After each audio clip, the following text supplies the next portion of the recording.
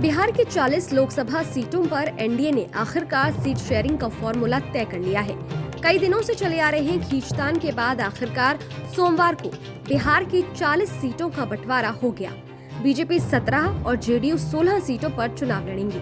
वहीं चिराग पासवान की party LJP Ramvilas को 5, जीतन राम मांझी की पार्टी हम और उपेंद्र कुशवाहा की पार्टी आरएलएम को एक एक सीट दी गई है।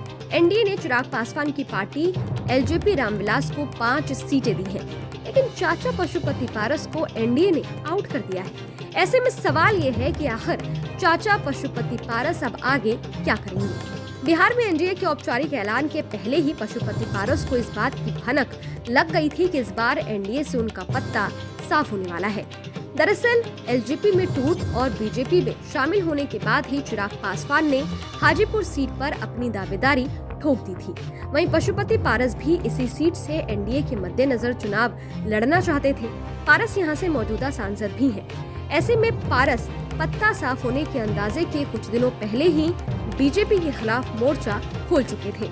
उन्होंने कहा था कि बीजेपी ने उनके साथ अन्याय किया है। बीजेपी का चिराग पासवान की तरफ झुकाव और तवज्जो मिलने के चलते पशुपति पारस नाराज दिख रहे थे।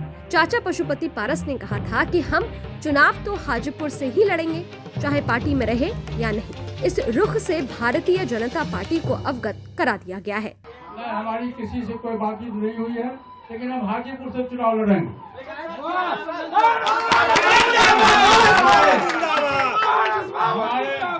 हमारे 3 सांसद हैं, अभी यहाँ मौजूद हैं। हम तीनों सांसद जहाँ से हम लोग सांसद रहे हैं वहाँ से हम चुनाव लड़ेंगे। हमारी पार्टी का फैसला। अब आपको हाजीपुर सीट का इतिहास और गणित भी बता देते हैं। दरअसल हाजीपुर सीट से रामविलास पासवान 9 बार सांसद रहे हैं। हाजीपुर सीट रामविलास पासवान की पहचान से जुड़ी है।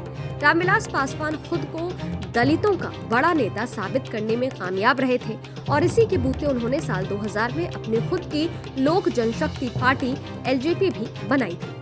बिहार से निकलकर रामविलास ने दिल्ली तक अपनी पहुंच बढ़ाई।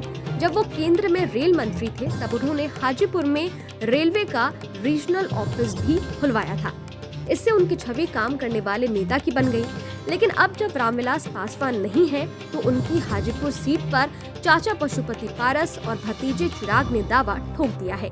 पशुपति पारस यहां से मौजूदा सांसद हैं, जबकि चिराग अभी जमुई सीट से सांसद हैं। रामविलास पासवान की विरासत को आगे बढ़ाने के लिए ही दोनों हाजीपुर सीट से चुनाव लड़ना चाहते हैं। अब चूंकि साफ हो गया है कि पशुपति पारस को एनडीए ने ये सीट नहीं दी है, तो माना जा रहा है कि वो जल्द ही केंद्रीय मंत्री के पद से भी इस्तीफा दे सकते हैं। आपको बता दें कि चिराग पासवान को जन आशीर्वाद यात्रा के दौरान जिस तरह का समर्थन मिला था, उससे समझा जाता है कि एलजेपी का कोर वोटर अब भी उनके साथ ही है। बिहार की जातिगत जनगणना के मुताबिक राज्य